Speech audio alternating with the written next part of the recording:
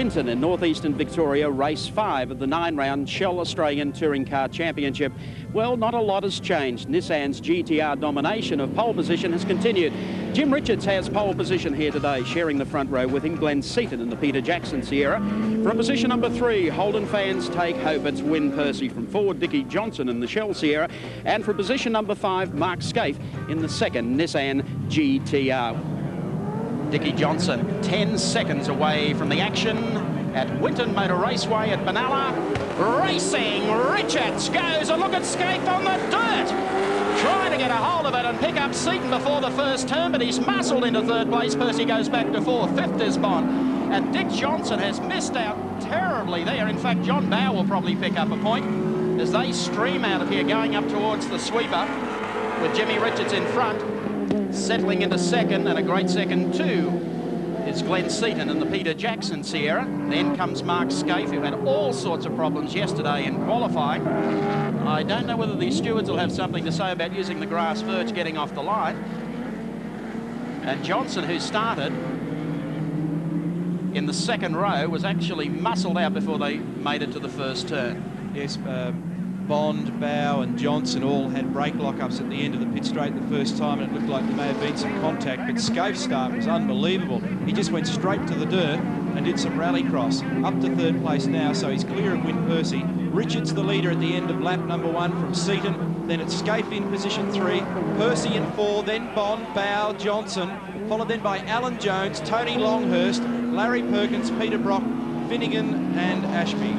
The usual rocket start from Richards GTR. Dick Johnson joked yesterday the only way Seaton will beat him off the line is if he turned hard right when the light went green. That's about the only way he'd do it. The restart that Neil called for off the starting line. Let's turn right, get out on the loose stuff and run. And that's exactly what happened for Mark Scaife. I think that was a planned move, but he sits in behind Glenn Seaton's Peter Jackson Sierra.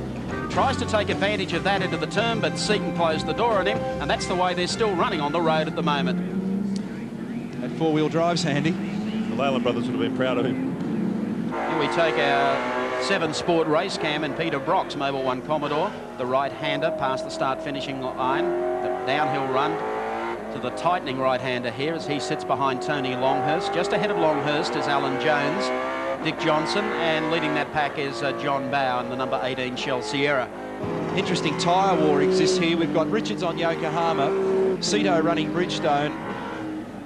Then we've got Mark Scaife in 3rd position, also Yokohama, and Win Percy 4th on Dunlop, and all producing pretty even performance in this early stage of the race, with only coming up to 12 minutes down. This is all getting serious Scaife's as Mark Scaife up on the inside of Glenn Seaton takes over 2nd spot. Nissan's 1-2. Glenn Seaton now back to 3rd. Just interesting to notice that the Nissan crew look as though they're preparing themselves for a stop. I have no idea why that would be occurring. Certainly a bit of activity down with the Nissan boys. Jim Richards comes up onto the pit straight and continues. Freddie's but got the Mark cans on. Scaife, Yeah, it's Mark Scaife. it looks like he may be penalised for Stop and and is go it just a penalty. Yeah, stop-go?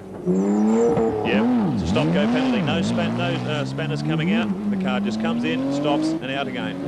And that would have had something to do with his tractor trip down the inside along the grass at the start. So Scaife joins the circuit just in front of Colin Bond. I tell you what, they waited long enough to give him the penalty, though. Like, he's fought his way all the way up to past Glenn Seaton, and then I would have thought that penalty would have been on within the opening 3 laps. That's what happens in the States, anyway. Not real happy, Mike. I didn't think you'd be. No, I can't understand. Like, it's a bit late making that decision. Also, like, okay, that's the start. It was up in the grass, 2 wheels in the grass. They said 4. The stewards here this weekend are sort of getting a bit over cautious, I think, with what they're doing. I'm not real happy with the decision at all, but like, I think we'll come back through the field and we'll see a good race now. But I think he's got problems, correct, Dick? Mate, it's got the mating call. You know? No, I'm not going to touch that with a barge pole. Yeah, well, I tell you what, the way it's going, it feels like a CC fly. Here's old LP, thinks he's doing real good. Yeah. Actually, I was quite surprised, Mike, that... There he goes. Yeah, well, I've got to let him go, the poor guy. I'm sort of kind of holding him up. He's the worst guy in the world to get past, old LP. Yeah, why's that? He's got the widest car in the world. Are you planning on making a pit stop, But Dick? even the Sierra on one cylinder's got as much grunt as the Commodore. Oh, come off it. This is his chance now, the back straight. Pulls to the outside quickly. Runs up alongside the door of Win Percy. Win's in no mood to settle and give him a run, but he does at the last moment. That was a good pass from Mark Scaife. Good pass. Peter's having a good scrap here at the moment. It's Bondi. Peter's in 9th place at the moment. Just ahead of him is John Bow, and ahead of him is Colin Bond.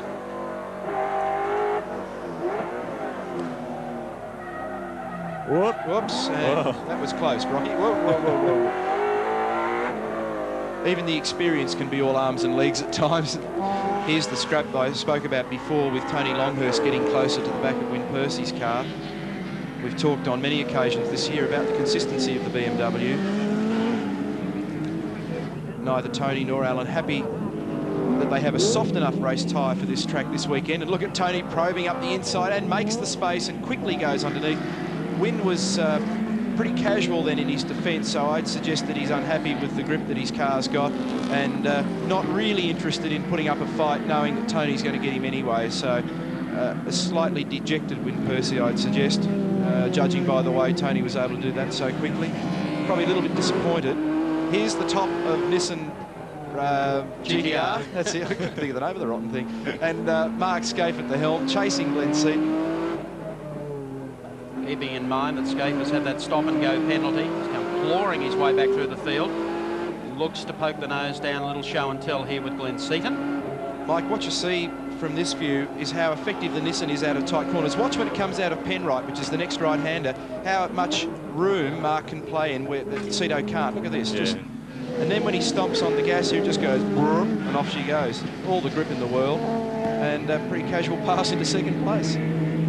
They could not have calculated any finer. That's not encouraging sound, is it? Here's some skid. Colin Bond, that was, with the rear brakes all locked up. He's still having stride, and it's still going. And Laughing Jack. That was about a 400-metre lose there. Bondi gathers it up. Bow takes the position away from him. And I wonder what was going on there. that started at the end of the back straight. That was like a 15-second lose for Bondi. Coming up for the run down the back straight now. You should see Seaton switch to the inside. Here he goes. See you later, Dick. So, one lap put on Dick Johnson by young Glenn Seaton. That'll cap off a great 26th birthday today because he's going to get a slice of the rostrum again. Well, we're halfway through the Australian Touring Car Championship, and that usually means that Bathurst is a fairly short time away. As far as Sierras are concerned, this will be the car to watch up there. Checkered flag at the ready, and it'll be Jimmy Richards to come out of the last turn. Here he comes. And the 5th round at Winton goes to Jimmy Richards. Teammate Mark Scaife takes second. And 3rd place is in fact going to go to Glenn Seaton in the Peter Jackson Sierra, car number 30. 4th to Tony Longhurst in the BMW, car number 25. Mark Scaife, I guess you're a pretty frustrated man, although it was a fabulous drive back through the field. Yeah, no, I think that's probably the hardest I've worked for a fair while, Croppo. It's off the line. You know, we were lucky enough to get down the grass there and not get punted out, and then to stop and go and come back through made us work pretty hard for our money.